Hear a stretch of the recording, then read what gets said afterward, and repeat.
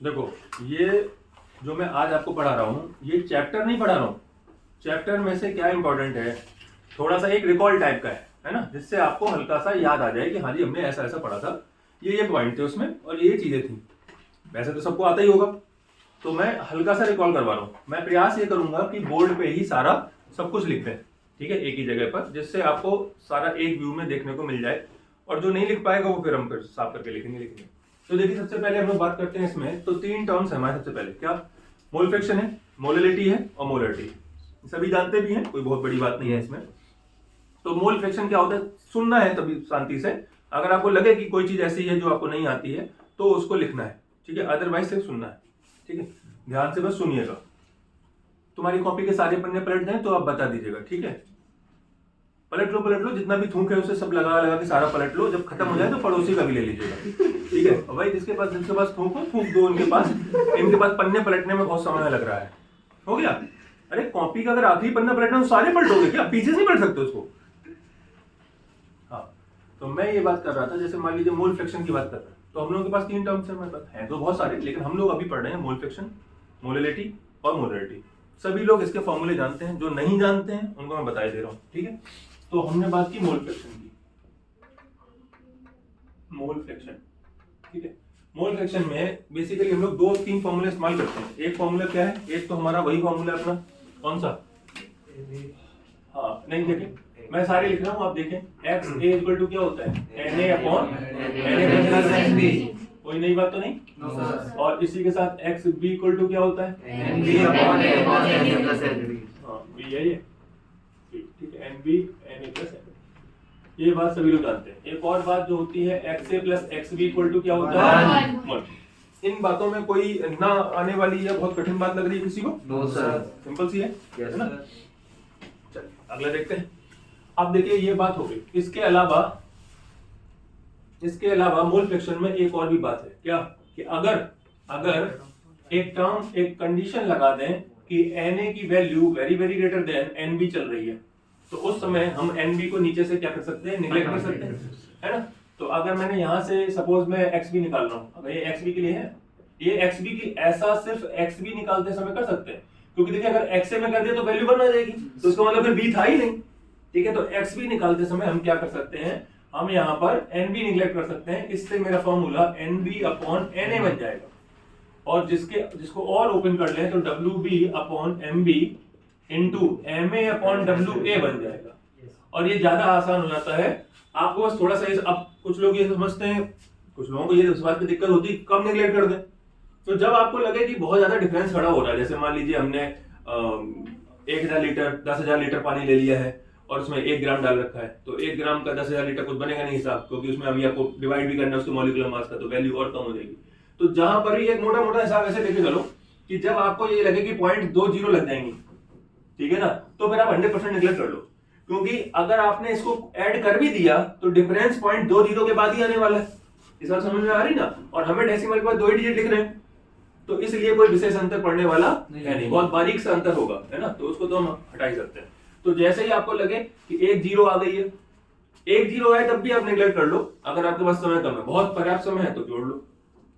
बात क्लियर है ना। अगर 1 भी 0, मतलब अगर आप डिवाइड करो किसको, एनबी के लिए, हाँ डब्ल्यू अपॉन एमबी को, अगर डब्ल्यू अपॉन एमबी को डिवाइड कर रहे हैं और 0.0 से स्टार्ट हो रहा है, तो फिर आप निगलेक्ट कर सकते हैं। और 0.00 हो जाए फिर तो कर ही देना, फिर तो सोचना मत, ठीक है ना। 0.0 से हो तो एक बार सोच लेना कि भाई करना है या नहीं करना, उस तरीके से, ठीक है। अच्छा, इसके अलावा एक और क्या हो सकता है, एक और हो सकता है कि अगर इफ नहीं, वाटर हमारा क्या है, सॉल्वेंट है। मैंने अभी बोला था कि शांति से अभी सबको सुनना है, मैंने बोला था ना। Yes sir. फिर क्या हिंदी आती नहीं। वाटर क्या है हमारा, सॉल्वेंट है। अगर वाटर सॉल्वेंट है और वो 1 लीटर दिया गया है, कितना दिया गया है, 1 लीटर दिया गया है, ठीक है। तो इसका क्या मतलब है कि जब हम Na निकाल रहे होंगे तो Na बराबर क्या हो जाएगा, 1 लीटर अपॉन 18, 1 लीटर का क्या हो जाएगा 1000, है ना, और अपॉन 18 तो डिवाइड करेंगे तो 55.56 आ जाएगा।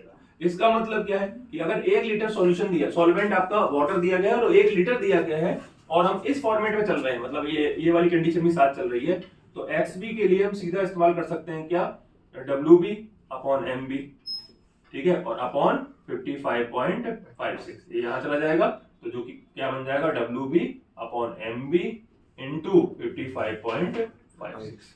तो एक फॉर्मूला आपका ये हो गया, एक आपका ये हो गया, और कुछ ना आए तो ये वाले तो है ही है दोनों, ये दोनों। बात समझ आ गई? तो इनसे मेरा मोल फ्रैक्शन थोड़ा जल्दी निकल आएगा अगर हम मोल फ्रैक्शन समझ जाएंगे कि भाई हमारा ऐसा ऐसा कंडीशन क्या आ रही है। अगर आपके पास पानी दिया गया है तो हम इसको फॉलो कर देंगे, पानी नहीं दिया, कुछ और दिया गया, अल्कोहल या किसी और में बनाया गया है और डिफरेंस बहुत बड़ा आ रहा है तो ये हो जाएगा, और कुछ नहीं आ रहा है तो फिर तो जो है वो तो होगा ही होगा। क्या मोल फ्रैक्शन को लेकर कोई दिक्कत? ठीक है, अभी इसको लिख लो। तो यहां तक की बात होगी सबको? कोई समस्या तो नहीं है किसी को? तो हमारे पास 3 फॉर्मूले हैं, एक हम ये वाला इस्तेमाल कर सकते हैं, ये ठीक है। अच्छा, अब उसके बाद एक और बात आती है, अब ये थोड़ा सा इरेज करना पड़ेगा, इतना भी लिख नहीं पाएगा बेटा, ठीक है। तो ये एक आ गया मोलेलिटी। कुछ लोग यही भूल जाते हैं कि LITY और RITY वाले में, तो मैंने आपको एक बेकार सी तरकीब समझाई थी कि जिसमें L आ रहा है और उसमें क्या होता है, लीटर नहीं लिखेंगे, ठीक है ना, उसमें क्या आएगा, वजन आएगा, तो वो याद रखने के लिए सही है। तो हम इसमें ज्यादा डिटेल नहीं करेंगे, एक ही फॉर्मूला हम अपन लगाएंगे WB/MB इंटू 1000/WA, और उम्मीद है A और B सभी जानते हैं। WB जो होता है वो वेट ऑफ सॉल्यूट होता है और A सॉल्वेंट के लिए होता है, बाकी बात खत्म, ठीक है। अच्छा, इसी के साथ एक अच्छा, इसकी यूनिट क्या होती है भाई, कैपिटल M स्मॉल m? हाँ देखिए, ठीक है। अच्छा, एक और बात है कि यूनिट तो बेसिकली कुछ और भी होती है, लेकिन हम लोग कैपिटल M स्मॉल m लिख देते हैं, वो भी कंसीडर कर दी जाती है, ठीक है। तो मोलेरिटी, तो WB/MB इंटू 1000/वॉल्यूम, वॉल्यूम, और ये सब ml में चल रहा है और ये ग्राम में चल रहा है, ठीक है। ये ml में चल रहा है, तो ये कैपिटल M हो जाएगा आपका, ठीक है भाई। और जिन लोगों को V निकालना नहीं आता उनके लिए मैंने बताया WA+WB/डेंसिटी, D इस्तेमाल करिएगा, D डेंसिटी यहाँ पर इसको इस्तेमाल करेंगे तो हमारे ये सवाल हो जाएंगे। देखिए, इस बार मुझे ऐसा लगता है कि इन तीनों जो अभी आपके सामने लिखा है इसमें कुछ ना कुछ तो 110% आना चाहिए, मतलब आना नहीं चाहिए, आएगा ही, ऐसे मान के चलिएगा, ठीक है। लगभग मैं श्योर हूँ कि ये आना चाहिए। जैसे एक क्वेश्चन वो भी है, मोलिलिटी प्रेफर की जाती है, क्यों की जाती है मोलिलिटी, है ना, कौन वो टेम्परेचर वाला केस है ना, कल परसों के टेस्ट में भी दिया है, तो उसमें ये क्यों करते हैं भाई, बताओ इन दोनों में ज्यादा अच्छा कौन है? एक आदमी बोला करो यार, खट्टे में पता समझ, तुम बोलो। लिटी है, क्यों है सर? क्योंकि जब हम वो टेम्परेचर बढ़ाएंगे तो वॉल्यूम चेंज हो जाएगा। हाँ, बात सही है कि टेम्परेचर बढ़ाने पर वॉल्यूम तो बदलता है, लेकिन वजन नहीं बदलता है, तो इसकी एक्यूरेसी इसके कंपैरिजन में ज्यादा रहती है। तो ठीक है, तो ये वाला एक छोटा सा क्वेश्चन है, ठीक है। बाकी रेस्ट एक आधा कोई न्यूमेरिकल और डेफिनेशन, ये इस टॉपिक से उठेगा, बात और तो कुछ उठना नहीं है। ये बात क्लियर हो गई? ठीक है। अब देखिए, ये बात यहीं पर खत्म हो गई और ये मसला निपट गया। अब यहाँ पर हम लोग एक और बात करेंगे किसका, सॉल्यूशन का, वो है ना, सॉल्यूशन मतलब सॉल्वेंट और सॉल्यूट को मिक्स कर रहे हैं, तो ऐसे 9 टाइप के सॉल्यूशन बनते हैं, ठीक है। जैसे सॉलिड में लिक्विड डाला, गैस डाला, एयर डाला, फिर लिक्विड में लिक्विड डाला, गैस डाला, एयर डाला, है ना, फिर ऐसे गैस में, तो इस तरीके से 9 फेज बन जाएंगे, 3-3 के 3-3 सेट, नहीं समझ में एक बार? इसमें हम अभी क्या पढ़ रहे हैं, सॉलिड को सॉलिड में, ये मैंने उस दिन भी बात की थी इसके ऊपर, सॉलिड सॉलिड सॉल्यूशन, है ना। तो इसके 2 फेज होते हैं, 2 तरीके से ये हो सकता है, सॉलिड इन सॉलिड, है ना, सॉलिड सॉल्यूशन लिख देता हूँ। तो बेसिकली सॉलिड में सॉलिड मिलाया तो हमने क्या बनाया, एलॉय बनाया। एलॉय बनाने के 2 तरीके होते हैं, मैंने आपको उस दिन पढ़ा दी था, क्या, एक तो इंटरस्टिशियल और एक सब्स्टिट्यूशनल, ठीक है। एक इंटरस्टिशियल है ना, और एक है सब्स्टिट्यूशनल। इंटरस्टिशियल का मतलब होता है कि एटम के इंटरस्टिशियल साइड में या वॉइड में कहीं कोई चला जाए, यहाँ पर आ जाए कुछ, ठीक है, ये इंटरस्टिशियल साइड है। और सब्स्टिट्यूट में है, इसके एटम ये रहे और इसको, इस वाले एटम को किसी दूसरे एटम ने सब्स्टिट्यूट कर दिया, ठीक है। तो इसका क्या कंडीशन है कि सब्स्टिट्यूशनल में उनका साइज सिमिलर होना या नियर अबाउट सिमिलर होना जरूरी है, जबकि इंटरस्टिशियल में साइज का बहुत ज्यादा छोटा होना जरूरी है, ठीक है। 2 बड़े एटम के बीच में जो जगह होती है वो बहुत कंपैरेटिवली छोटी होती है, तो इसमें छोटे एटम आ सकते हैं। एग्जांपल जरूर याद करें, जैसे इसका एग्जांपल स्टील भी है। स्टील में क्या होता है, आयरन होता है और उसमें कार्बन डाल देते हैं, तो कार्बन क्या है, आयरन कंपैरिजन बहुत छोटा है, तो वो यहाँ चला जाएगा, ठीक है। और 1-2 एग्जांपल इसके भी आते हैं, ठीक है ना, तो ये एग्जांपल जरूर पढ़ लें, ठीक है। ये इतना टॉपिक, इतने में कोई समस्या नहीं होनी चाहिए, है ना, ठीक है। ये नोट्स में सारा लिखा हुआ है, आप रीडिंग लगाएंगे तो आपको मिल ही जाएगा। मैं बार बार रिपीट कर रहा हूँ, 10 ईयर्स सबसे पहले लगाइए, नोट्स पढ़िए, 10 ईयर्स लगाइए, एग्जाम्पलर के क्वेश्चन लगाइए फॉर एमसीक्यू और उस टाइप के क्वेश्चन के लिए। केस स्टडी भी 10 ईयर में दी गई है, जरूर पढ़ के जाइएगा। और उसके बाद अपना एनसीईआरटी फिर से बार बार एनसीईआरटी लगाइए, बार बार इनको पढ़िए एक बार और उसको पढ़िए बार बार, ठीक है। चलिए इसके बाद हम लोग, ये सब बातें हो गई हमारी। इनके न्यूमेरिकल आप कर लेंगे, कोई बालक जो ना कर पाए भी हाथ उठाओ, सभी कर लेंगे, ठीक है। नॉर्मलिटी का टॉपिक वैसे यही आता है, लेकिन वो चैप्टर अगले में लगता है, यहाँ पर नॉर्मलिटी फॉर्मेलिटी वाला है नहीं सिस्टम, ठीक है। तो हमारा जितना था उतना हमने कर लिया। एक क्वेश्चन और भी आता है, इसमें ही लगेगा M1 V1 = M2 V2, ठीक है, सबको पता है। पहचान बड़ी आसान है, आपको दो मोलरिटी एक वॉल्यूम दिया जाए, है ना, हाँ, तो फिर आप उसको इस फॉर्मूले लगाएंगे, या फिर कोई भी दो चीजें दी जाए, एक चीज दी जाए, तो फिर आप उस फॉर्मूले का इस्तेमाल कर सकते हैं। इसमें कोई समस्या नहीं। आप सवाल में नहीं लगवा रहा हूँ क्योंकि हम लोग रिवाइज कर रहे हैं, पढ़ नहीं रहे हैं पूरा, तो हम लोग अब आगे चलेंगे। हेनरी लॉ, अगला टॉपिक है हमारा हेनरी लॉ, ठीक है। तो अच्छा एक और बात है, एक क्वेश्चन मैंने अभी बीच में एक और देखा है, वो है उसके बारे में, solubility of gas in the liquid और उसके फैक्टर्स जिस पे वो डिपेंड करती है।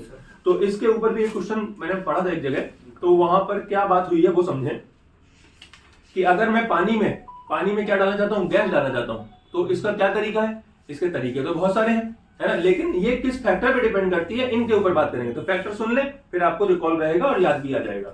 देखिए, एक तो इस बात पर डिपेंड करती है टेम्परेचर पर। अगर पानी गर्म हो रहा है तो गैस नहीं जाएगी, क्योंकि उसमें से खुद ही गैस उड़ रही होगी। तो हमें ठंडा चाहिए, ठंडा जितना टेम्परेचर कम होगा, गैस की डिसोल्यूशन रेट उतना ही ज्यादा होगा। अब इस बात से वो मछली वाला क्वेश्चन जो है कि मछली ठंडे पानी में रहती है, ये यहां से निकला था, ठीक है ना, तो इसको ध्यान रखेंगे। इसी तरीके से दूसरी बात होती है प्रेशर की, हाई प्रेशर पर ही क्या होता है, गैस डिसॉल्व हो पाती है, ठीक है। तो वो बात भी आप देखना, ध्यान रखना कि, तो हमारे दो फैक्टर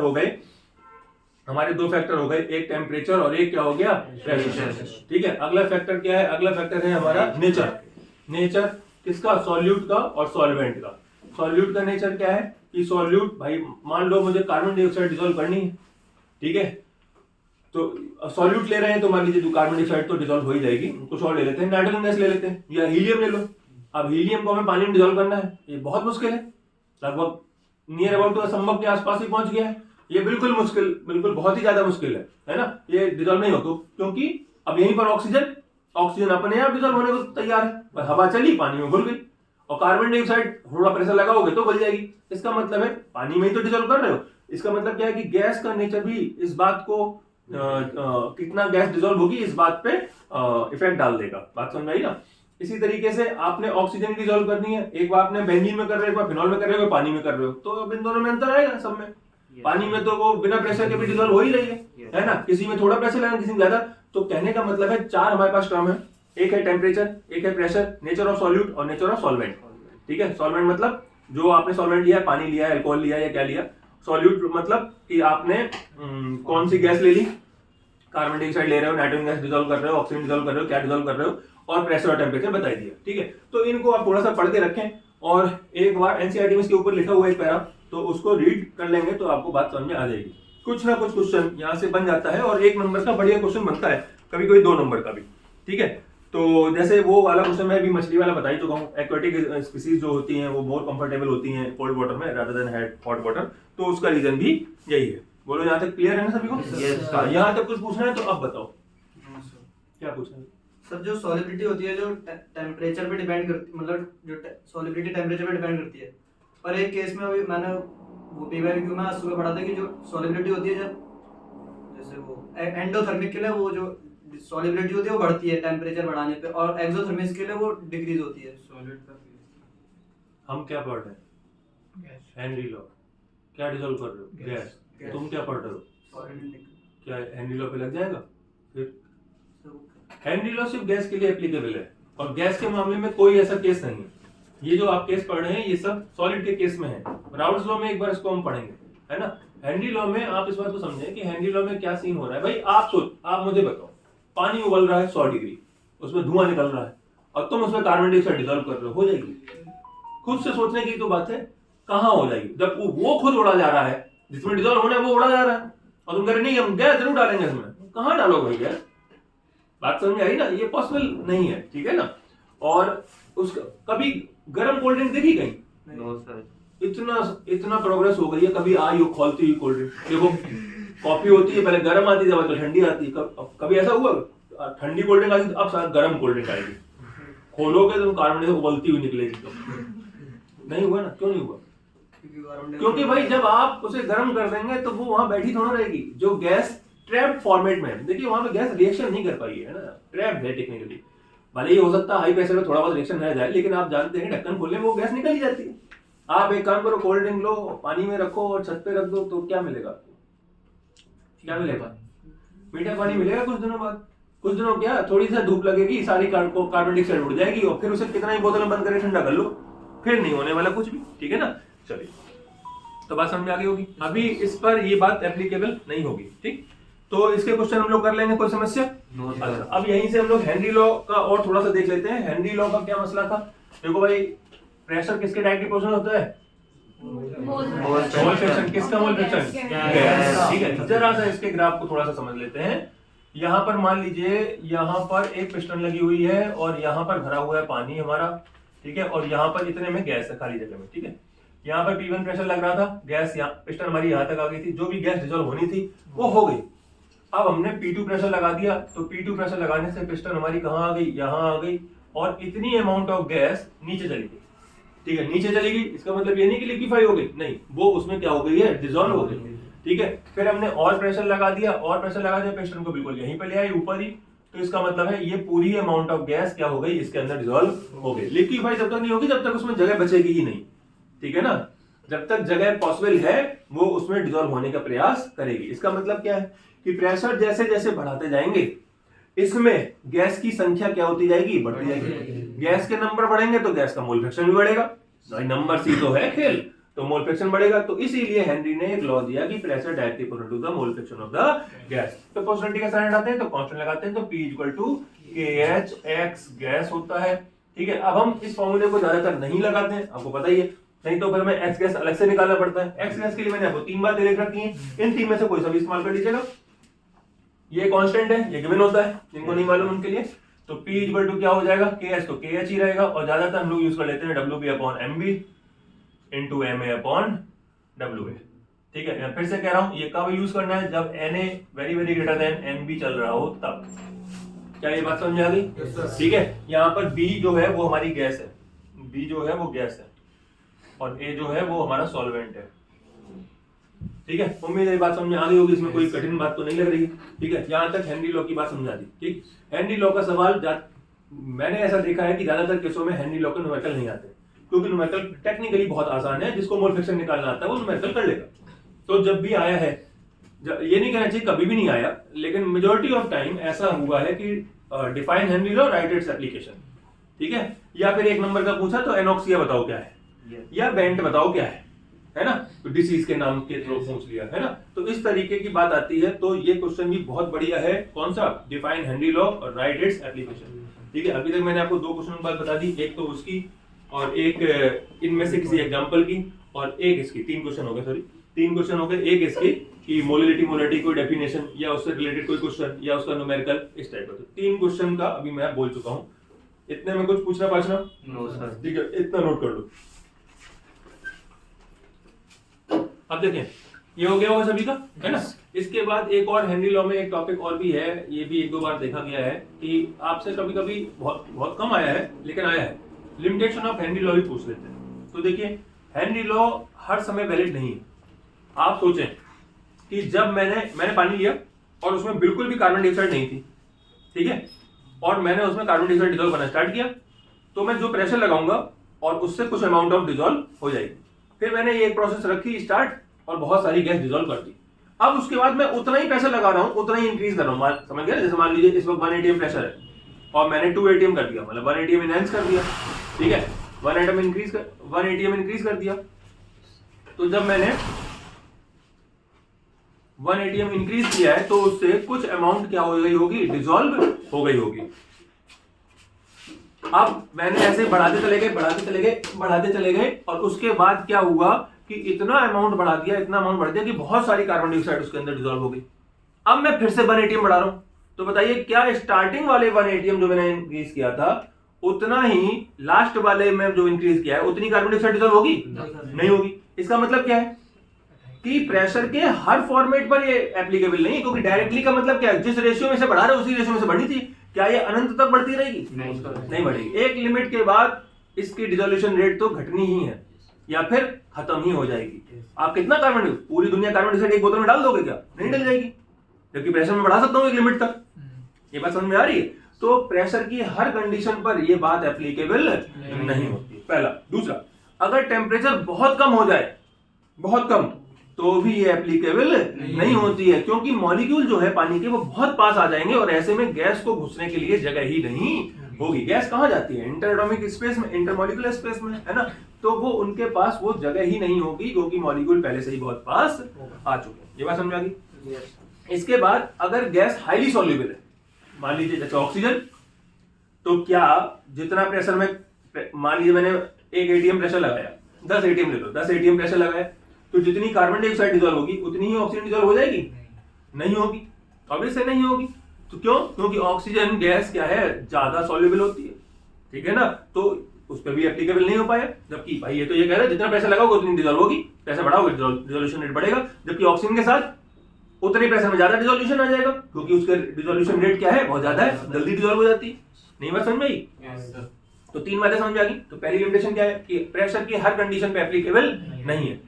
जब प्रेशर बढ़ाते जाएंगे तो एक लिमिट के बाद ये उसको फॉलो नहीं करेगा, ठीक है? दूसरी बात क्या है कि अगर आप टेम्परेचर बहुत कम कर देते हैं, उस केस में भी ये फॉलो नहीं करेगा। तीसरी बात क्या है कि अगर गैस हाईली सॉल्युबल है तो भी ये हेनरी लॉ को फॉलो परफेक्टली नहीं करती है। एक और बात है, अगर गैस उस चीज से रिएक्ट ही कर जाती है तो भी ये फॉलो नहीं करेगी। मैंने कोई कंपाउंड HCl को डाला पानी में, HCl गैस है, पानी में डाला, अभी ढक्कन खोलने के बाद उसमें से प्रेशर बनेगा?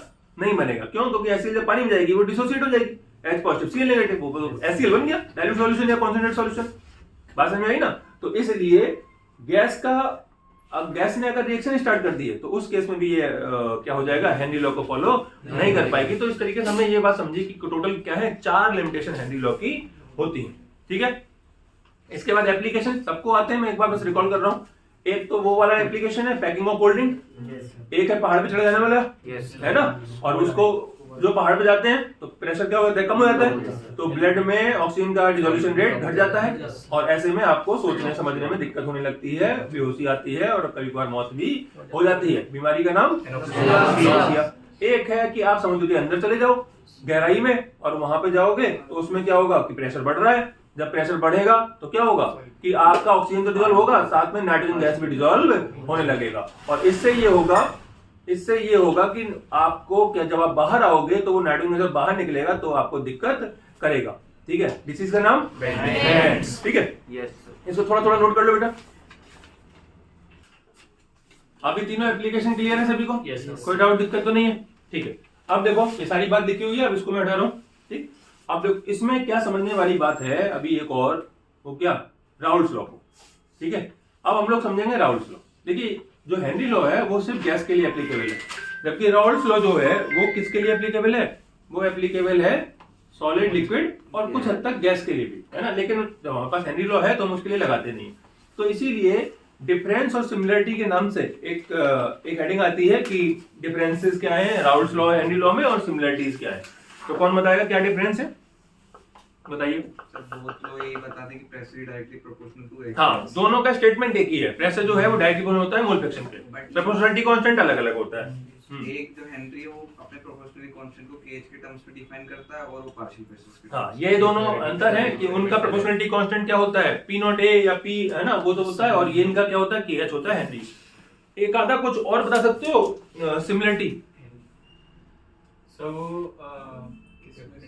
स्पेशल कंडीशन में sir Henry law sir Raoult's law के उसमें मतलब इक्वल रहता है। अब ये जो आपने अभी स्टेटमेंट बोला है इसको इंग्लिश में बोलिए एक बार। मैं ये जानना चाहता हूँ आ ओ और ये मतलब इन शब्दों को इंग्लिश में कैसे लिखेंगे, तो मैं इस बार बड़ा इच्छुक हूँ जानने का, बताएं। Sir in some special condition sir rules तो इसमें फिर सम लिखोगे तो 3 लंबे से एस बनाओगे ना कई बार, इन सम ऐसे लिखोगे। अरे अब यार इतना टाइम बचा हुआ कि आप इतना रुक रुक के बोल रहे हो, तुरंत क्यों नहीं आंसर कर रहे हो? आप बोले बार बार आप बोलने का प्रयास कर रहे हैं। मास्क के अंदर ये पूरा आंसर दे देते हैं, मास्क के बाहर नहीं आने देते हैं। बताइए। हेनरीज का जो कॉन्सेप्ट वो एक्सपेरिमेंटल है, आई मीन थ्योरेटिकल है, और जो उसका रॉल्स लॉ वो एक्सपेरिमेंटल है। और कुछ बाकी तो बोल दिया ना सबने। हाँ भाई, कुछ और बताया कोई? फिर वॉलेटाइल कंपोनेंट में ये हो गई बात। बोलो, कौन बोल रहा है? लिखा हुआ है ना नोट्स में, तो पढ़ के क्यों नहीं आए? क्या पढ़ने की जिम्मेदारी रखो। तो तारीख कितनी आज पता नहीं क्या, तो 20 दिन बाद खत्म हो जाएगा मसला। देखिए पढ़िएगा, मैं हर चीज यहाँ पे रिपीट करूंगा तो फिर तो हो ही नहीं पाएगा। मैं अब सारी चीजें रिपीट नहीं करूंगा। आपके पास नोट्स अवेलेबल हैं, आप उनकी रीडिंग लगाइएगा, ठीक है?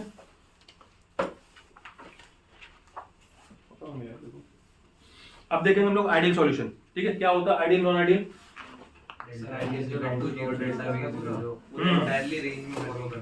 सही बात है। चलो देखते हैं हम लोग। देखिए राउल्स लॉ आप जानते हैं कि हेनरी लॉ जैसा ही है बिल्कुल, बस थोड़ा सा अंतर है। हल्का सा बता देता हूं क्या उसमें इंपॉर्टेंट है, उस पर डिस्कस कर देते हैं, आगे बढ़ेंगे। मैं फिर से एक बात कहता हूं, अगर पूरे चैप्टर में से कोई मुझसे पूछे कि क्या आना चाहिए या क्या आ सकता है, तो मैं आज के सिनेरियो में कॉलिगेटिव प्रॉपर्टी को नंबर 1 पोजीशन दूंगा, राउल्स लॉ को 2, कॉलिगेटिव प्रॉपर्टी में भी delta T B delta T F वाले को ज्यादा, है ना?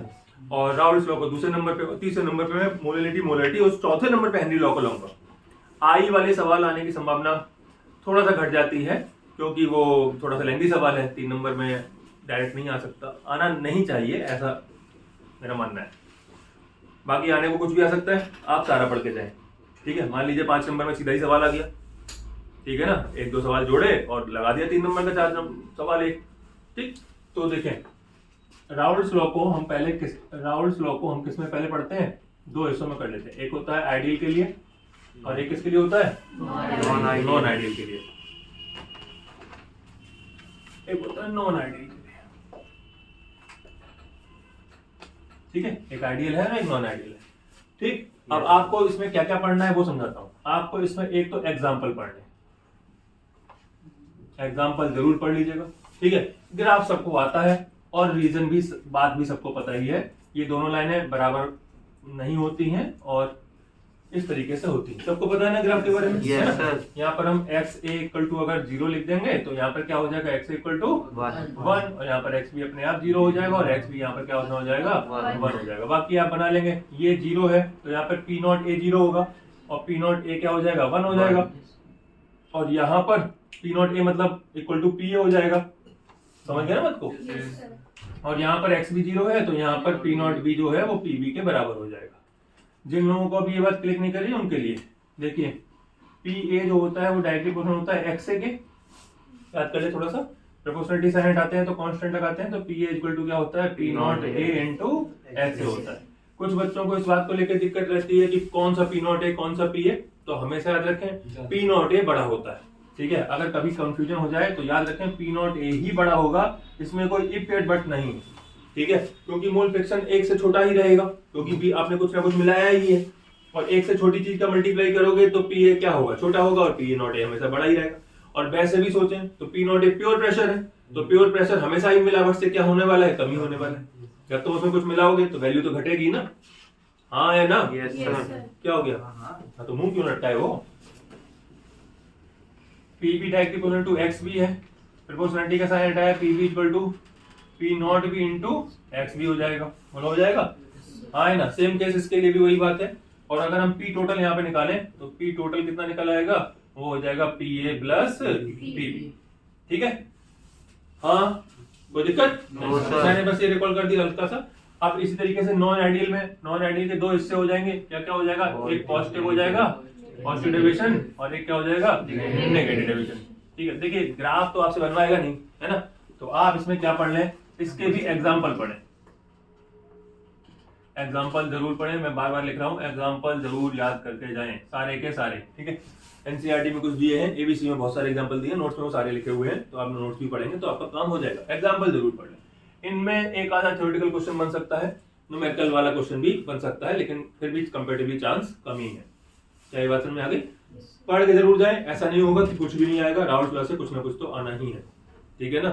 समझिए इस चैप्टर की वेटेज अच्छी खासी हो गई है ना, 10% से भी ऊपर चली गई है, चली गई, अरे 7 के ऊपर का है, हाँ है ना, 10% के ऊपर है। अब सोचो कि 3 नंबर का, मेरी बात समझिए, तो आपको ये लग रहा होगा कि कह रहे हैं सभी सब सारा इंपॉर्टेंट है तो फिर छूटेगा ही क्या, सब सारा इंपॉर्टेंट नहीं है। उसका सिनेरियो ऐसा है कि देखिए 1 नंबर का मान लीजिए मैंने आपको मोलरिटी दे दिया, ठीक है, 1 नंबर में आपको हेनरी लॉ दे दिया, ठीक है, एप्लीकेशन दे दिया या कुछ घुमा फिरा के कुछ और नया दे दिया। राउल्स लॉ को दे दो 1 नंबर में या 2 नंबर में, तो कितने नंबर हुए 4, 3 नंबर में कॉलिगेटिव प्रॉपर्टी दे दो, देखो पूरा चैप्टर निपटा कि नहीं निपटा। अब इसमें क्या इधर उधर क्या हो सकता है कि राउल्स लॉ की जगह एजियोट्रॉप्स दे दो, मैक्सिमम वॉल्यूम मिनिमम वॉल्यूम लगा दो, या हेनरी लॉ की जगह आइसोटोनिक हाइपरटोनिक लगा दो, तो चैप्टर पूरा ही कवर हो रहा है। खेल इस बार बहुत बढ़िया हो रहा है, आप समझे। कॉलिगेटिव देखिए, अगर आपको कॉलिगेटिव प्रॉपर्टी निकालनी आ गई तो आई निकालना तो बहुत ही आसान है, फिर उधर का सारा पोर्शन ही सरल होता है, 1-2 फॉर्मूले में ही सारा निपट जाता है। इसलिए अगर किसी के मन में ये चल रहा है तो पूरे बताते जा रहे हैं, ये भी इंपॉर्टेंट वो भी इंपॉर्टेंट, मैं बताता नहीं जा रहा हूँ। वेटेज इतनी ज्यादा है, 8 नंबर के का लेके चलेंगे अगर हम, तो 8 नंबर कवर करने के लिए अभी आपको एक और क्वेश्चन डालना पड़ेगा, 7 ही हुए थे हमारे, 4 3 7, बात समझाई ना, एक और ऐड करना पड़ेगा।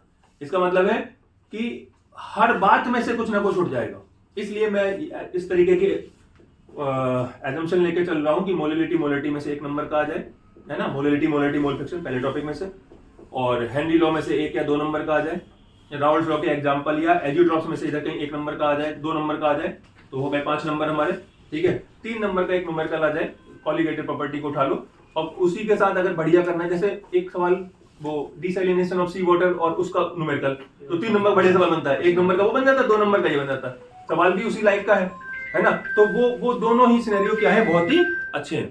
बोलो इतने में कोई समस्या? तो इसलिए ये ना सोचें कि मैं सारी बताते जा रहा हूँ, सारे बताते हैं, सारे आ जाएंगे, फिर वहां बैठे रहोगे, ठीक है। एग्जाम्पल जरूर पढ़ लें। अब क्यों पढ़ लें ये भी समझ लें, क्योंकि एजियोट्रॉपिक सॉल्यूशन आपने सुना होगा, तो इसमें क्या होता है, मैक्सिमम बॉइलिंग एजियोट्रॉप होता है, बोलो हाँ है ना, yes sir. Maximum boiling azeotrope short में लिख देता हूं भाई, ठीक है, और एक मिनिमम होता है, मिनिमम बॉइलिंग एजियोट्रॉप होता है कि नहीं? Yes sir. तो मैक्सिमम बॉइलिंग एजियोट्रॉप जो होता है वो वास्तव में क्या होता है, नेगेटिव डिविजन। अगर आप पेपर में भूल जाओ, कंफ्यूज हो जाओ, तो हमेशा याद रखो बॉइलिंग पॉइंट मैक्सिमम हो गया, मतलब क्या हो गया, बढ़ गया है। इसका मतलब क्या हुआ है, इसका मतलब है कि जो वेपर प्रेशर शुरुआत में था उतने में गर्म नहीं हो रहा, तो समझ गया ना। इसका मतलब है डेविएशन हमारा कैसा आया है, नेगेटिव हो गया, वेपर प्रेशर प्रेजेंट से कम हो गया। समझ फिर से तुम लोग, मान लो इस वक्त 180 प्रेशर है और मेरे हाथ में जो भी सॉल्यूशन है वो उबलने वाला ही है, बस उबलने ही वाला है 180 पर, ठीक है। और किसी तरीके से मैं उसमें कुछ मिला दूं और उससे क्या हो जाए, उसके बॉन्ड हो जाए मजबूत, ध्यान सुनिए, बॉन्ड हो गए मजबूत, तो अब उड़ेगा नहीं, तो वेपर प्रेशर क्या हो गया, घट गया, 180 ज्यादा हो रहा है इस वक्त, है ना। तो इसका मतलब क्या है, इसका मतलब ये है कि अब इसका बॉइलिंग पॉइंट और ज्यादा बढ़ाना पड़ेगा। जिन लोगों को अभी भी ये ऊपर से निकल रहा है उनके लिए ये एक सॉल्यूशन है, ए और ए के नाम के बॉन्ड बने थे और यहाँ पे बी और बी के नाम के बॉन्ड बने हैं, और जब हमने इनको मिला दिया तो नया बॉन्ड बन गया है ए बी के नाम का, ठीक है, बात समझ आ गई। अब मैं ये मान के चल रहा हूं कि ए और बी का जो नया बॉन्ड है वो ए और ए से और बी से दोनों से क्या है, ज्यादा मजबूत है, ठीक है, ये ज्यादा स्ट्रॉन्ग है, दिखाई दिया, एरो लगा दिया, है ना। अब ज्यादा मजबूत है, इसका मतलब जल्दी से उड़ेगा नहीं, तो उड़ेगा नहीं तो वेपर प्रेशर को क्या कर देगा, कम कर देगा, लेस कर देगा, बोलो हाँ है ना। वेपर प्रेशर कम हो जाएगा तो डेविएशन कैसा होगा, नेगेटिव हो जाएगा, क्योंकि आप याद करें जब वेपर प्रेशर ज्यादा होता है तो ग्राफ ऊपर जाता है और जब वेपर प्रेशर कम होता है तो ग्राफ नीचे आता है, याद आ रहा है ना, तो नेगेटिव डेविएशन हो जाएगा, ये बात समझ में आ गई। तो वेपर प्रेशर जैसे कम हो गया, डेविएशन कैसा हो गया, नेगेटिव हो गया। अब वेपर प्रेशर कम है मतलब ऊपर से प्रेशर ज्यादा लग रहा है और नीचे से हमारी 1 किलो गैस उड़ रही है, वेपर प्रेशर कम है, तो हम क्या करें, और गर्म करो, और गर्म करोगे तो और वेपर्स निकलेंगी, तो एक टाइम के बाद ये क्या हो जाएंगे, बराबर हो जाएंगे। बात समझ में आई कि नहीं, है ना। तो इसीलिए अब हमें और गर्म करना पड़ेगा, मतलब पहले 100 डिग्री पे हो रहा था, अब कितने पे होगा, 150 पे। तो इसीलिए मैक्सिमम बॉइलिंग में क्या होता है, नेगेटिव डेविएशन होता है, ठीक है ना। और क्या होता है, और जो नए बॉन्ड बनते हैं वो अपने पेरेंट बॉन्ड से क्या होते हैं, ज्यादा मजबूत होते हैं। बोलो बात समझ में आ गई भाई? Yes, sir. ठीक है ना। एग्जाम मैं बार बार कह रहा हूँ, एग्जाम्पल जरूर पढ़ें, और नहीं पढ़ा तो धोखा हो जाएगा और तुम बैठे रह जाओगे। ठीक है, इसी का उल्टा यहाँ पे हो जाएगा, बॉइलिंग पॉइंट कम हो गया है, इसका मतलब वेपर ज्यादा निकल रही है, तो बॉन्ड जल्दी कमजोर हो गए होंगे, बॉन्ड तो जल्दी टूट गए। क्या ये बात क्लियर हो गई? अभी यहाँ पे कुछ समझने वाली बात नहीं। एक क्वेश्चन इन केस मान लीजिए हेनरी लॉ नहीं आता है, तो उसका अल्टरनेटिव कुछ ना कुछ तो आएगा, क्योंकि नंबर तो पूरे करने हैं ना। तो अंडे वाला क्वेश्चन, ठीक है ना, मैंने 1-2 दिन पहले और भी बात की थी, अंडे वाला क्वेश्चन जिसमें हम अंडे को उसमें डाल दें, हाइपरटोनिक और हाइपोटोनिक सॉल्यूशन वाला जो केस चलता है वो वाला, तो वो जरूर पढ़ के जाइए, बल्कि उसका वीडियो अगर कहीं मिल जाए तो उसको देख के जाइए कि हम पहले उसे किसमें डालते हैं फिर किसमें डालते हैं, क्योंकि कैल्शियम कार्बोनेट की हार्डनिंग वाला जो क्वेश्चन है ना वो भी उससे रिलेट करता है। तो आप अंडे वाला वीडियो जरूर देख लें, ठीक है ना। अगर हेनरी लॉ छूटा नहीं आया तो फिर ये अंडा या आइसोटोनिक, हाइपरटोनिक, अंगूर और वो किशमिश रेजिन वाला उससे रिलेटेड कुछ ना कुछ बना के दे देंगे। मैं एक एग्जांपल से थोड़ा सा समझा देता हूं। जैसे 1 नंबर क्वेश्चन पूछ दिया, मैं आपको बताता हूँ, चलो भाई तुम बताओ तुम्हारा जो ब्लड है वो कितने नमक के कितने सॉल्यूशन के साथ आइसोटोनिक है? 0.9%। ऐसे में 2-3% डाल दिए, 1 नंबर बना दिया एमसीक्यू, फट से बन जाएगा। ठीक है ना। तो ये क्या हो गया? आइसोटोनिक हो गया। 0.9% NaCl सॉल्यूशन आइसोटोनिक किसके है? ब्लड के। बोलो इतने में कोई समस्या? बिल्कुल सिंपल सी बात है इसमें, है ना। अब थोड़ा सा शोर आ रहा होगा, ऊपर में मशीन चल रही है, बंद कर दो। ठीक है ना, इतनी बात समझ में आ गई सबको? तो ये वाली बात क्लियर होगी मैक्सिमम। हाँ, मैं ये कह रहा था किशमिश वाला और देख लेना। तो किशमिश वाले में क्या है कि जैसे किशमिश सूखी पाकी सी होती है, उसे पानी में डालोगे तो खुल जाएगी। क्यों? क्योंकि पानी बाहर ज्यादा है, अंदर कम है, तो मूवमेंट आ जाएगा। तो ये हाइपरटोनिक है या हाइपोटोनिक है? सॉल्यूशन कैसा है किशमिश के अंदर? ठीक है, चलो दूसरा एग्जांपल देता हूँ। अभी तुम कंफ्यूज हो रहे हो, मुझे लगता। मान लीजिए चाशनी के अंदर मैंने एक अंगूर डाल दिया, तो अंगूर सिकुड़ जाएगा, मालूम है ना, क्योंकि अंगूर में पानी ज्यादा है, वो बाहर आ जाएगा। तो जो चाशनी है वो उसके लिए हाइपरटोनिक सॉल्यूशन है, हाइपोटोनिक है? देखिए, एक कुछ हाइपो बोल रहे हैं, हाइपर बोलिए। अगर आपको कंफ्यूजन है पढ़ के जाइएगा। इसीलिए मैं आपसे कह रहा हूँ अंडे का, किशमिश का ये एग्जांपल पढ़ लीजिएगा, अपनी कॉपी में लिखते जाओ कि हमारे क्या गड़बड़ चल रहे हैं। आधे लोग हाइपर बोल रहे हैं, आधे हाइपो बोल रहे हैं। समझ में आया? देखिए, ये रिवीजन हो रहा है, इसमें मैं सारे टॉपिक अगर पढ़ानी बैठ जाऊंगा तो फिर तो 5-6 घंटे चाहिए। बात क्लियर है ना? आप पढ़ लीजिएगा और अपना नोट करते जाइएगा कि हमें कौन सी दिक्कत हो रही थी, कहाँ दिक्कत हो रही थी। एक और बहुत इंपॉर्टेंट बात रह रही थी, वो और समझ लें। अभी थोड़ी देर पहले भाई साहब आपके पास कुछ बचा हो तो इनको भी दे दें। पॉजिटिव और नेगेटिव डेविएशन में और आइडियल वाले में, दोनों में कंडीशन और लिखी गई। कंडीशन के सवाल भी बहुत सारे थे, है ना। जैसे डेल्टा एच क्या है? 0 के बराबर नहीं है, या 0 है, बड़ा है, छोटा है, डेल्टा वी छोटा बड़ा या फिर बराबर, है ना। और क्या है? और ये एक यही कंडीशन है अपनी, ठीक है ना। तो कंडीशन मैंने नोट्स में भी लिख रखी है, आप कंडीशन जरूर पढ़ लें, जरूर पढ़ लें, ठीक है। इसमें मैंने एक सवाल पढ़ा था एक्सोथर्मिक एंडोथर्मिक वाला, ठीक है। एक्सोथर्मिक एंडोथर्मिक डेल्टा एच से कंट्रोल होता है, एच पॉजिटिव होगा या नेगेटिव होगा वहां से। तो आप वैसा सवाल देख के जाएं। जब मैं ये बोल रहा हूं तो कथा सी सुनो मत, इनको लिख लो, घर जाके कथा बचेगी नहीं। भागवत थोड़ा चल रही है कि तुम आप सुन रहे हो और उठोगे तो झाड़ के चले जाओगे।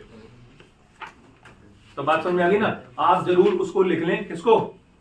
हाँ, कि एक्सोथर्मिक एंडोथर्मिक। जैसे एक क्वेश्चन मैं बताता हूँ। एक क्वेश्चन ये था कि टेस्ट ट्यूब को हमने पकड़ा और टेस्ट ट्यूब हमें लग रही थी गर्म, तो बताओ भैया जी ये क्या हुआ, है ना। तो कौन सा डेविएशन है, क्या हुआ, तो ये आपको बताना पड़ेगा। ये कैसे पता लगेगा? डेल्टा एच की वैल्यू से पता लगेगा। मान ली, है ना, समझ गए मेरी बात? देखो, जब हमें गर्म लग रही है इसका मतलब उसमें से एनर्जी निकल रही है। तो अब आप खुद से पता करो, मैं सारी बातें नहीं बोलने वाला। अब आप खुद से पता करें कि अगर एनर्जी निकली तो डेल्टा एच कैसा होना चाहिए, पॉजिटिव या नेगेटिव। अब या पॉजिटिव होगा या नेगेटिव होगा, और तो कुछ होना नहीं है। 0 भी हो सकता है बेसिकली, लेकिन वो तो आइडियल का केस हो जाएगा। तो या तो पॉजिटिव होगा या नेगेटिव होगा, और उसके अकॉर्डिंग या तो वो डेविएशन पॉजिटिव डेविएशन में आएगा या फिर वो नेगेटिव डेविएशन में आएगा। बस हो गई बात। कोई कंफ्यूजन है क्या यहाँ तक? पक्का क्लियर है ना? ठीक है बेटा, लिख डालो उसको। चलिए, अब हम लोग कॉलिगेटिव प्रॉपर्टी देखेंगे। तभी तो अखबार में न्यूज बनती।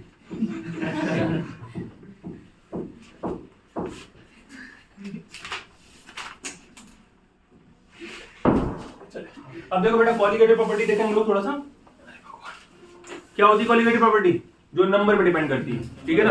एक क्वेश्चन आपने 1 मार्कर में देखा होगा कि ये कॉलिगेटिव प्रॉपर्टी है या नहीं है, है ना। ऐसे कुछ क्वेश्चन है, तो उनमें वो नंबर पे डिपेंड करती है। तो ये बात कि वो नंबर पे डिपेंड करती है, ये भी इंपॉर्टेंट है। इसका क्वेश्चन घुमा के कैसे डाल देते हैं वो आई के थ्रू। अरे यार जिसमें ये पूछा गया है कि MgCl2 और यूरिया में बॉइलिंग पॉइंट किसका ज्यादा होगा, ये वही तो आई बात, ये जरूर आई उधर चला गया ना आई में, क्योंकि वो क्या है, वो कॉलिगेटिव प्रॉपर्टी शो कर देगा, आई डिसोसिएशन में चला जाएगा, जब डिसोसिएट हो जाएगा नंबर्स बढ़ जाएंगे तो वहां से वो बात निकल के आ जाती है। बात समझ आई ना? इसके भी क्वेश्चन लिखे हुए नोट्स में। कॉलिगेटिव प्रॉपर्टी वो प्रॉपर्टी जो नंबर पे डिपेंड करती है, 4 प्रॉपर्टी होती है, कौन कौन सी? एक एक करके रिलेटिव लोअरिंग वेपर प्रेशर है ना। इसमें क्या होता है कि हम जब चीनी डाल दी, फलाना डाल दिया, तो उससे वेपर प्रेशर में जो कमी आती है उसकी वैल्यू निकालते हैं। ठीक है, मैं सीधा फॉर्मूला लिख रहा हूं, कोई डेरिवेशन नहीं। तो XB इक्वल टू क्या होगा बताओ? P0A minus T P0A minus PA upon P0। ठीक है भाई, आए ना। देखिए XB की वैल्यू आएगी तो 1 से कम ही ना, 1 से कम आएगी। इसका मतलब क्या है कि बड़े में से छोटा घटा दो और फिर बड़े का भाग लगा दो, तो छोटी वैल्यू 1 से छोटी हो जाएगी। नहीं बात समझ आई? Yes, sir. हाँ है ना। इसलिए अगर भूल भी जाओ तो हमेशा याद रखो, बड़े में से छोटा माइनस किया है, अगर तो उल्टा उल्टा कर लो, इसको ऊपर नीचे दाएं बाएं कर लो, तो हमेशा वैल्यू 1 से ऊपर निकलने लगेगी, और मोल फ्रैक्शन कभी 1 से ऊपर निकलता नहीं। इसलिए फॉर्मूला तुरंत बताता है कि तुम गलत जा रहे हो। ठीक है, दूसरी कॉलिगेटिव प्रॉपर्टी डेल्टा टीएफ वाली है। Yes. बहुत ही सरल होता है, आप जानते ही है। डेल्टा टीएफ इक्वल टू क्या होता है? KF into WB upon MV into 1000 upon WA. यहाँ पर एक क्वेश्चन क्या है, केएफ केवी, इनका एक नंबर क्वेश्चन, वही बॉइलिंग पॉइंट कांस्टेंट, डिब्लियोस्कोपिक कांस्टेंट और इस टाइप के नाम, अलग अलग जो इनके नाम होते हैं उससे इनको पूछ लेते हैं। तो इनकी डेफिनेशन भी नोट्स में लिखी हुई है।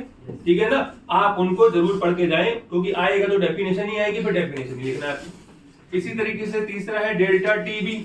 टीबी इक्वल टू क्या होता है? KB into WB upon MB into 1000 upon WA.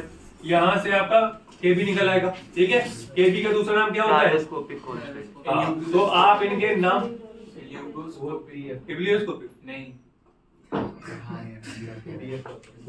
आप इनको पढ़ के जाएं। ठीक है, molar depression constant, molar elevation constant, cryoscopic constant, ebullioscopic constant, ये इनके नाम होते हैं, नाम जरूर पढ़ लें। हो सकता है एक नंबर में आपसे कुछ पूछ दिया जाए। ठीक है, जैसे ये कंफ्यूज बैठे हैं वैसे फिर आप भी वहां बैठे रहोगे, इसलिए अपना पक्का करके जाएं। हर डेफिनेशन के बाद जहां पर ये लिखा है उसमें नोट्स में उसके बाद उनका नाम भी लिखा हुआ है, जरूर जरूर पढ़ लें। ठीक है, तीसरी बात पाई। पाई इक्वल टू क्या होता है? चौथी, सॉरी, पाई इक्वल टू क्या होता है? CRT। तो WB upon MB into 1000 upon volume into R into T। जिन लोगों को नहीं पता उनके लिए, कुछ बच्चे इस बात को लेकर कंफ्यूज होते हैं T का क्या करें। देखो भाई, यहाँ पर T और यहाँ वाले में T, इसमें तो आई नहीं। इन दोनों में जो T है वो तुम चाहे केल्विन में रखो चाहे डिग्री में रखो, कोई भी अंतर नहीं पड़ने वाला।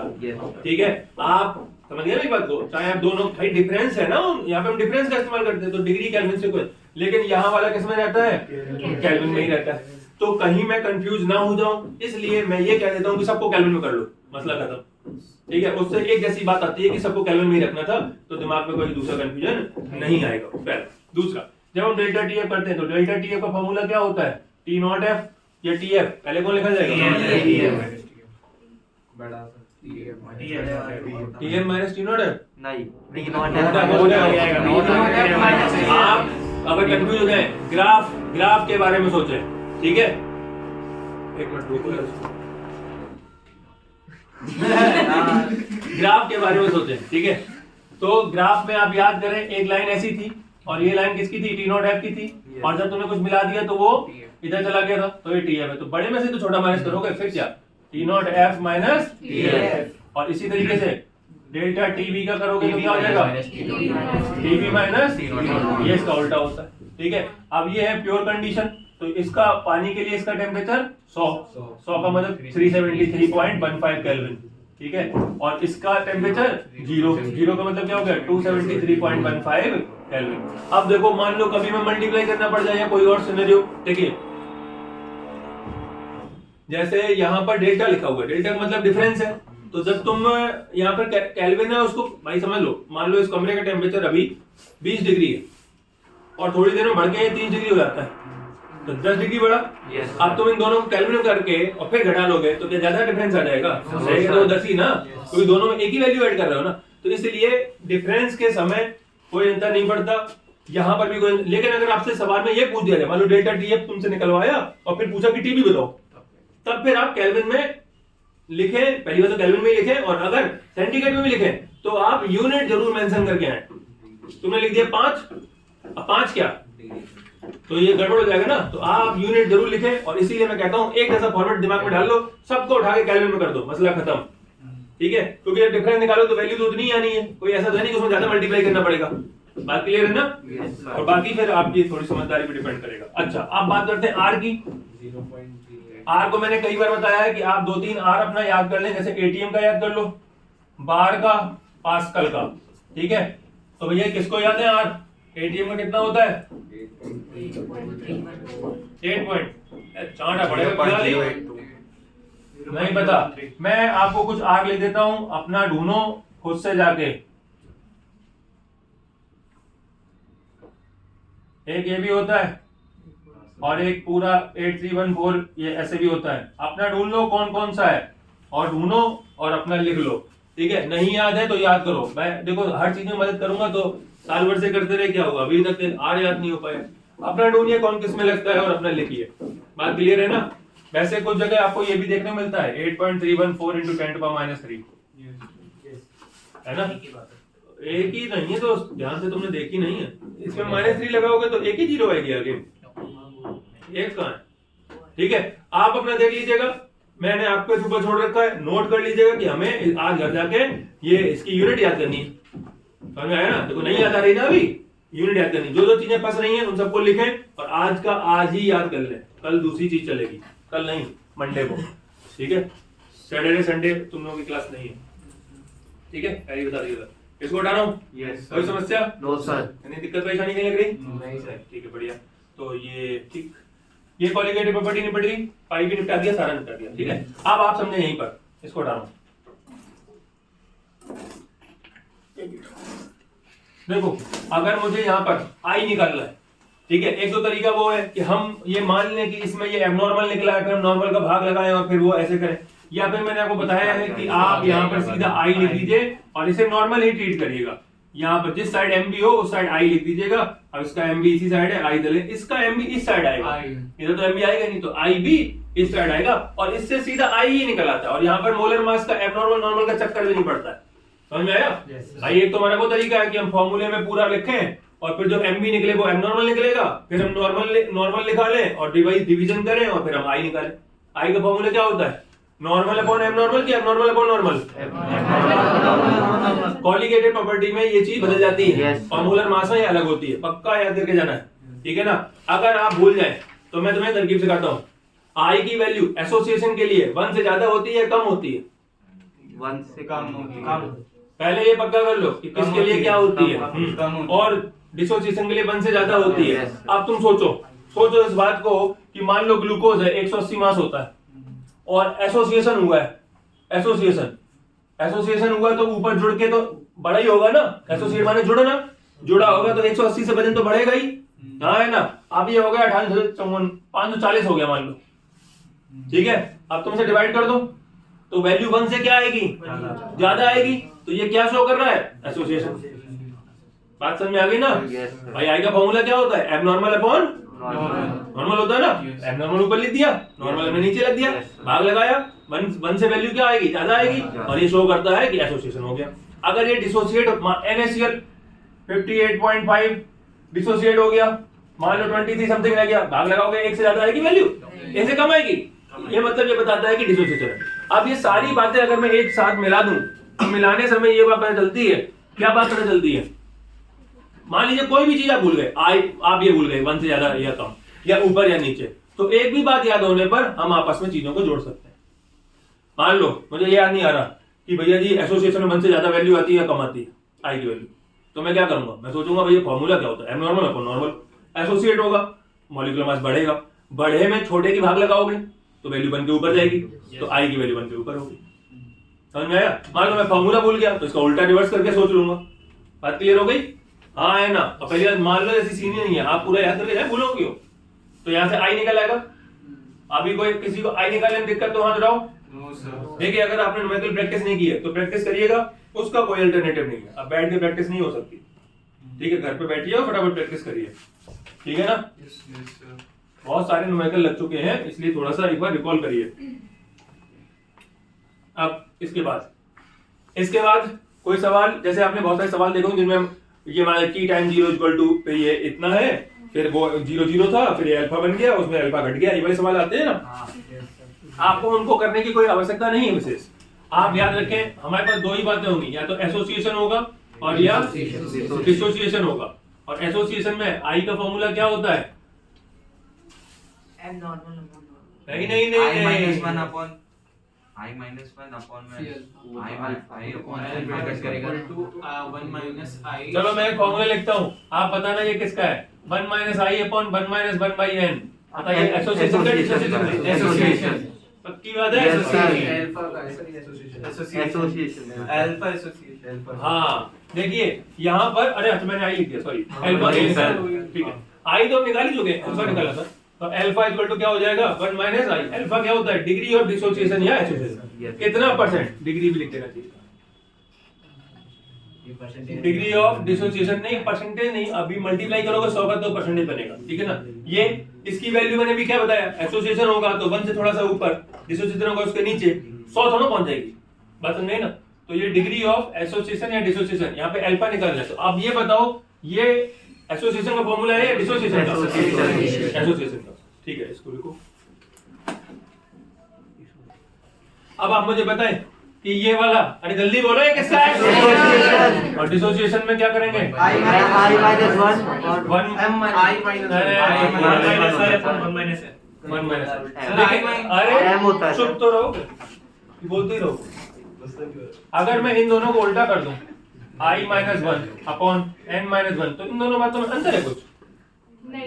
मूर्ख हो क्या? मैथ्स के स्टूडेंट हो, ये भी इसमें माइनस का मल्टीप्लाई करोगे तो बराबर नहीं हो जाएगा। तो क्या चिल्ला रहे हो फिर? I माइनस 1 होता है, 1 माइनस I नहीं होता। हद हो गई।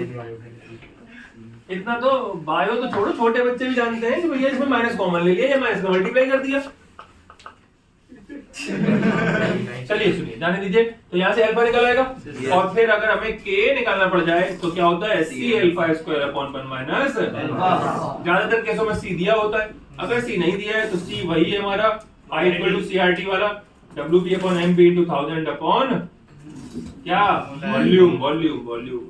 ये कैपिटल एम होता है small M? Capital M. Molarity. ठीक, बात खत्म। यहाँ पर और करके लिख दो।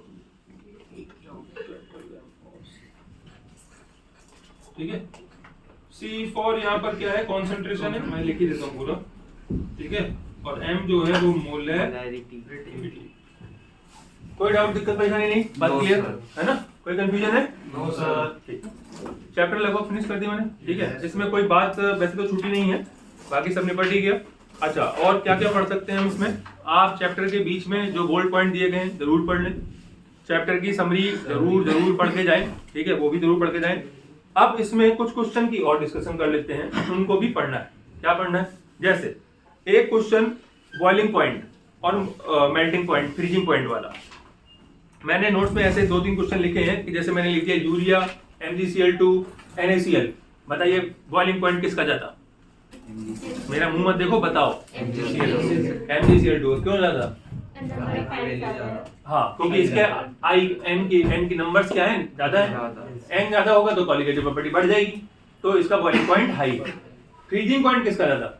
यूरिया। हाँ देखिए, समझिए खेल समझिए। बॉइलिंग जो भी जैसे ही नंबर बढ़ता है कॉलिगेटिव प्रॉपर्टी बढ़ती है। बॉइलिंग पॉइंट 100 है, 100 से बढ़ा तो 150 की तरफ बढ़ेगा। और फ्रीजिंग पॉइंट मान लीजिए 4 है, 4 से बढ़ा तो नीचे की तरफ बढ़ेगा, माइनस की तरफ। उसका बढ़ा उधर होता है, माइनस की तरफ होता है। तो जब हम ये कहते हैं कि फ्रीजिंग पॉइंट कम किसका हो गया, ठीक है ना, तो MgCl2 का, क्योंकि टेक्निकली वो बढ़ रहा है। Yes. आप बढ़े घटे को तो कम ज्यादा लगाओगे तो कंफ्यूजन होता है। तो आप समझे, बॉइलिंग पॉइंट बढ़ेगा तो बढ़ेगा जब नंबर्स बढ़ेंगे, और फ्रीजिंग पॉइंट भी तभी बढ़ेगा। लेकिन बढ़ेगा का मतलब क्या है? 4 से किधर बढ़ेगा? 0 की तरफ बढ़ेगा। समझ में आया? Yes. हाँ है ना। तो इसीलिए अगर ये कहा जाए लोएस्ट फ्रीजिंग पॉइंट, तो जिसके आई नंबर्स क्या है? ज्यादा, फ्रीजिंग पॉइंट उसका कम होगा। समझ में आया? कम, क्योंकि फ्रीजिंग पॉइंट में हम नेगेटिव साइड की तरफ बढ़ रहे होते हैं, ग्राफ में उल्टी साइड बढ़ते हैं, है ना। और कहा जाए कि बॉइलिंग पॉइंट, तो जिसके नंबर ज्यादा उसका बॉइलिंग पॉइंट भी ज्यादा हो जाएगा। समझ में आ गई? तो मैक्सिमम बॉइलिंग पॉइंट पूछा जाएगा तो उसका निकल के आएगा, जैसे जिसके आई मतलब डिसोसिएशन कर लेना, जिसके भी एन ज्यादा निकलेंगे। और मिनिमम फ्रीजिंग पॉइंट पूछा जाएगा, minimum boiling point maximum Yes. और फ्रीजिंग पॉइंट Minimum. मिनिमम। ऐसे ऐसे बॉइलिंग पॉइंट ऊपर की तरफ, फ्रीजिंग पॉइंट नीचे की तरफ। और ये दोनों कब बढ़ेंगे? ऊपर की तरफ बॉइलिंग पॉइंट बढ़ेगा जब आई ज्यादा होगा, I ज्यादा होगा। फ्रीजिंग पॉइंट नीचे की तरफ बढ़ेगा जब आई ज्यादा होगा, आई ज्यादा होगा, ज्यादा। हाँ। बात क्लियर है? ठीक है, तो एक ये वाला क्वेश्चन भी बहुत बढ़िया क्वेश्चन है, तो आप इसको भी जरूर पढ़ लें। डिसैलिनेशन ऑफ सी वाटर वाली बात पता है आपको? एसपीएम क्या होता है, कहाँ होता है, कैसा होता है, उसके बारे में पता कर लें। ठीक है, सेमीफाइनल मेम्ब्रेन सभी लोग जानते हैं। Yes, ठीक है, तो वो किससे बनती है? जैसे क्वेश्चन सेलुलोज है ना, एसीटेट नाइट्रोसेलुलोज से 5% नाइट्रोसेलुलोज सॉल्यूशन होता है। तो आप 2-3 ऐसे केमिकल जरूर पढ़ के जाएं जिनसे एसपीएम आपकी बनती है, तो वो भी एक बड़े टॉपिक है। तो इतने में मुझे लगता है कि अपना काम हो जाएगा इस चैप्टर का। बाकी नोट्स बार बार रीड कर लें और उसके बाद 10 इयर्स जरूर लगा लें। कोई कंफ्यूजन है? No, sir. पक्का? ठीक है बेटा। हाँ